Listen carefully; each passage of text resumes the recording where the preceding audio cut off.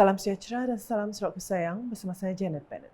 Tumpuan berita, Kerajaan Sarawak memberi penekanan untuk membina dan menyediakan infrastruktur digital yang diperlukan sekaligus mewujudkan persekitaran yang kondusif untuk menjalankan platform identiti digital Sarawak dengan cara yang selamat, terjamin dan boleh dipercayai. Premier Sarawak Datuk Partinggi Tan Sri Dr. Abang Abdul Rahman Zohari Tun Datuk Abang Openg berkata, berdasarkan penyelidikan terbaru Global Cyber Security Outlook 2023 daripada World Economic Forum WEF, kecurian identiti merupakan salah satu kebimbangan utama para pemimpin global. Jelasnya, pada masa kini, rangkaian identiti dan kaedah pengesahan di Sarawak sudah tidak bersesuaian dan menyebabkan banyak penggeseran serta masalah apabila orang ramai perlu berurusan dengan pelbagai identiti dalam sektor awam maupun swasta. To transact in the digital economy, we require a trust economy. We must be able to trust the authenticity of the parties that you are dealing with digitally. Therefore, in embracing the digital economy, conveniently and securely, we must also put in place a framework of trust. We need to contemplate the creation of a Sarawak digital identity platform as a variable platform of trust for the purpose of verifying the identity or individual virtual identity on the internet and in the cyber world. Beliau berkata demikian ketika menyempurnakan Majlis Pelancaran Persidangan Cyber Security Asia Pasifik 2023 di Kuching pada Jumaat. Datuk Partinggi Tan Sri Abang Zohari menambah, platform identiti digital Sarawak membolehkan rakyat Sarawak mempunyai pasport digital yang mudah dibawa dan dapat mengakses perkhidmatan sektor awam atau swasta dengan selamat. The digital identity platform will also drive engagement and efficiency, and for individuals to engage with all sectors digitally and expeditiously. This would motivate and lead to further engagement, hence increasing economic activities and socially inclusive growth and prosperity. The digital identity platform would be expected to further fuel the adoption and usage of the SP Global into an exponential trajectory.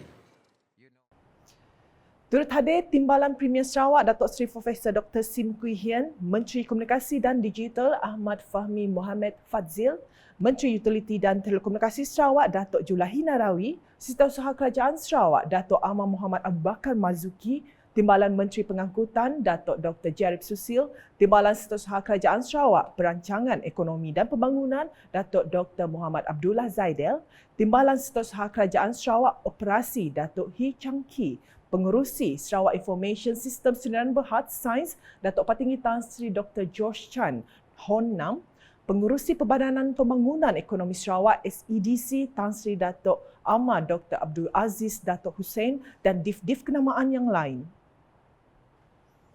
Terdahulu, Menteri Komunikasi dan Digital Malaysia Fahmi Fadzil dalam ucapannya berkata isu keselamatan cyber merupakan tanggungjawab bersama yang memerlukan penyertaan semua pihak. Tegasnya, keselamatan cyber adalah isu kritikal yang memberi kesan kepada kerajaan, perniagaan dan individu. Menurut beliau, dengan mendidik diri sendiri dan mempraktikkan amalan digital yang selamat boleh mewujudkan budaya keselamatan cyber. Katanya, dalam dunia kini yang saling berhubungan dengan teknologi, keselamatan aset dan identiti digital menjadi perkara penting. Persidangan Keselamatan Cyber Asia Pasifik 2023 yang berlangsung selama 3 hari ini menghimpunkan pakar keselamatan cyber untuk membincangkan dan berkongsi pandangan tentang trend, ancaman dan penyelesaian keselamatan cyber terkini. Mengulas mengenai persidangan itu, Fahmi berkata selain sesi berinformasi, persidangan itu turut menawarkan peluang rangkaian untuk semua peserta. Beralih dengan laporan persidangan Dewan Undangan Negeri Dun Sarawak ke-19. Kerajaan Sarawak baru-baru ini telah membuat rujukan kepada Kementerian Kesihatan Malaysia KKM bagi membaiki sistem penjagaan kesihatan di negeri ini. Timbalan Menteri di Jabatan Premier Sarawak Undang-Undang MA 63 dan Hubungan Negeri Persekutuan Datuk Sharifah Hasidah Syahid Ahmad Ghazali berkata, beberapa cadangan telah dikemukakan oleh Kerajaan Sarawak untuk meningkatkan mutu perkhidmatan kesihatan dan memberikan akses yang lebih baik kepada rakyatnya. Ujar beliau, antara yang dikemukakan ialah meningkatkan petunjuk status kesihatan di negeri ini. Menurutnya, dengan memperbaiki petunjuk status kesihatan, Kerajaan Sarawak dapat menyediakan maklumat yang lebih tepat dan terkini mengenai keadaan kesihatan di Sarawak. Beliau berkata demikian bagi menjawab soalan yang diajukan oleh Ahli Dewan Undang Negeri Adun Batu Lintang, Si Ching Hau dalam persidangan DUN pada Jumaat. Katanya lagi, Kerajaan Sarawak turut menyarankan untuk meningkatkan kemudahan kesihatan awam kepada kemudahan kesihatan luar bandar serta menaik taraf perkhidmatan kesihatan untuk rakyat di Sarawak. All these are to be carried out through empowerment to the Sarawak government with executive authority over health to enable the Sarawak government to address shortcomings of the healthcare system in Sarawak. I had discussed and met with Yang Berhormat Deputy Premier, our Minister Kesihatan Awam, Perumahan and Kesihatan Tempatan, and we will come up with our own roadmap or a timeline to ensure all our demands and recommendations are to be carried out in accordance with our plans. It is our hope that the references and recommendations made by the Sarawak government will be taken into consideration by the federal government in order to enhance and upgrade the health services in Sarawak for the benefit and well-being of the people of Sarawak. Jelasnya lanjut, saranan-saranan berkenaan juga telah dibawa kepada Timbalan Perdana Menteri Datuk Seri Fadzillah Yusof untuk dipertimbangkan dan diambil tindakan selanjutnya. Dalam perkembangan lain, Timbalan Menteri Perancangan Bandar, Pentadbiran Tanah dan Alam Sekitar Sarawak Datuk Len Talif Saleh berkata, kadar peratusan premium yang dikenakan ke atas pemberi milikan tanah kerajaan bagi kegunaan komersial, industri dan perumahan adalah tertakluk kepada lokasi tanah. Menurut beliau, bagi tanah yang terletak di bandar utama seperti Kuching, Batu Kitang, Padawan, Samarahan, Serian, Sibu, Miri dan Bintulu, premium yang dikenakan adalah 100% daripada nilai pasaran. Manakala bagi pemberi milikan tanah kerajaan di bandar-bandar lain, peratusan kadar premium yang dikenakan bagi kegunaan komersial dan industri adalah 51% daripada nilai pasaran bagi tanah bandar dan tanah pinggir bandar dan 25% daripada nilai pasaran bagi tanah desa. Peratusan kadar premium yang dikenakan ke atas pemilikan tanah kerajaan bagi kegunaan komersial, industri dan perumahan adalah tertakluk pada lokasi tanah. Bagi tanah yang terletak di bandar utama seperti Kuching, Batu Kitang, Padawan, Samarahan, Serian, Sibu, Miri dan Bintulu, premium yang dikenakan adalah 100% daripada nilai pasaran. Manakala bagi pemilikan tanah kerajaan di bandar-bandar lain, peratusan kadar premium dikenakan bagi kegunaan komersial dan industri adalah seperti berikut. Tanah bandar dan tanah pinggir bandar adalah 51% daripada nilai pasaran dan tanah desa adalah 25% daripada nilai pasaran. Bagi kegunaan perumahan dwelling house, peratusan kadar premium adalah 40% daripada nilai pasaran bagi tanah bandar, 30% daripada nilai pasaran untuk tanah pinggir bandar dan 25% daripada nilai pasaran untuk tanah desa. Datuk Len berkata demikian bagi menjawab soalan adun setakan Datuk Hamzah Ibrahim semasa persidangan DUN Sarawak pada Jumaat. Menjawab soalan tambahan, Datuk Len yang juga adun Kuala Rajang berkata, mana-mana tanah yang ditarik balik menurut Seksyen 33 Kanun Tanah Sarawak akan kembali menjadi tanah kerajaan berdaftar. Masih dengan laporan persidangan DUN, isu bekalan elektrik yang sering dibangkitkan oleh penduduk di kawasan Kabong harus diberi perhatian sewajarnya. Adun Kabong Muhammad Chi Kadir berkata, satu tindakan intervensi harus diambil supaya bekalan tidak terputus dan sentiasa stabil. Baru-baru ini saya telah mengambil inisiatif dengan mengadakan sesi libat urus dengan pihak pengurusan kanan SESCO yang turut dihadiri oleh ketua-ketua kampung dan tuai-tuai rumah. Pihak SESCO telah memberi banyak penjelasan berkaitan kenapa blackout kerap kali berlaku dan berjanji akan menyiasat puncanya dan adalah diharapkan satu tindakan intervensi akan diambil agar bekalan tidak terputus dan sentiasa stabil. Beliau berkata demikian semasa membahaskan usul penghargaan atas ucapan yang di-Pertuan Negeri Sarawak dalam persidangan DUN pada Jumaat.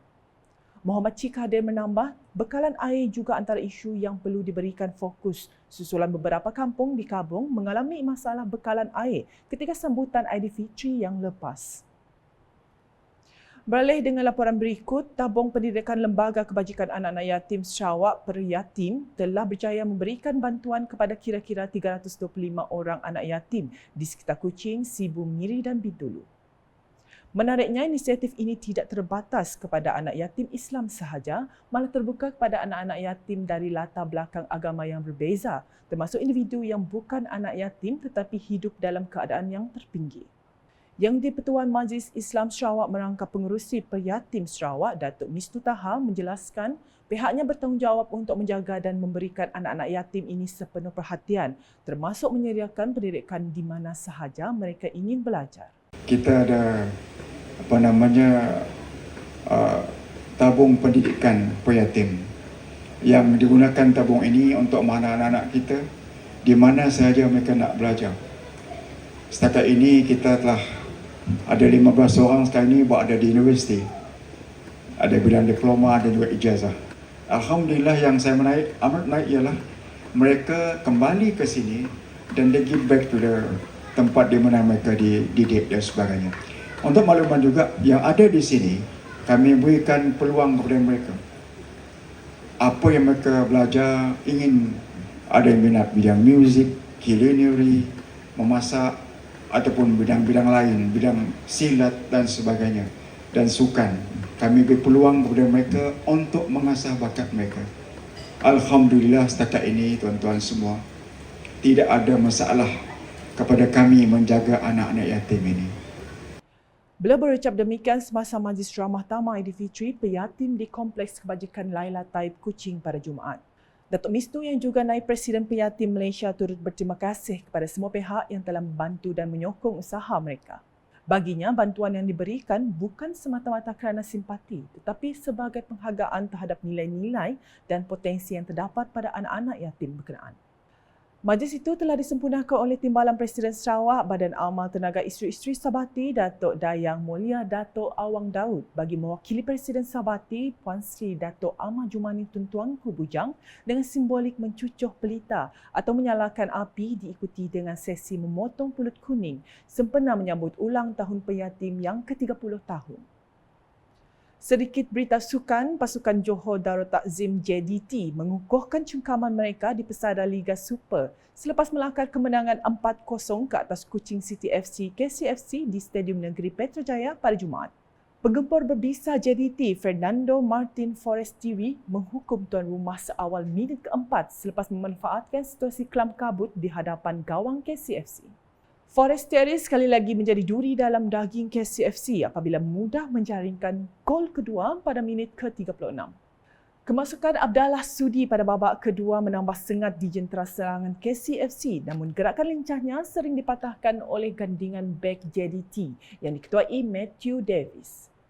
Pasukan Singa Selatan semakin selesa selepas Berson da Silva menjaringkan gol ketiga pada minit ke-70. Anak didikan Solari Esteban Adres memastikan mereka pulang dengan 3 mata penuh selepas melengkapkan jaringan keempat pada minit ke-73 menerusi Juan Moniz Galengo. Sekian edisi Tengah Hari bersama saya Janet Bennett. Berita lebih lanjut boleh didapati di semua platform media sosial KAS, masuk portal kasussarawak.gov.my dan UKAS channel di YouTube. Sebelum mengakhiri buletin UKAS, saksikan sorotan Majlis Perancaran Persidangan Cybersecurity Asia Pasifik 2023 di Kuching pada Jumaat.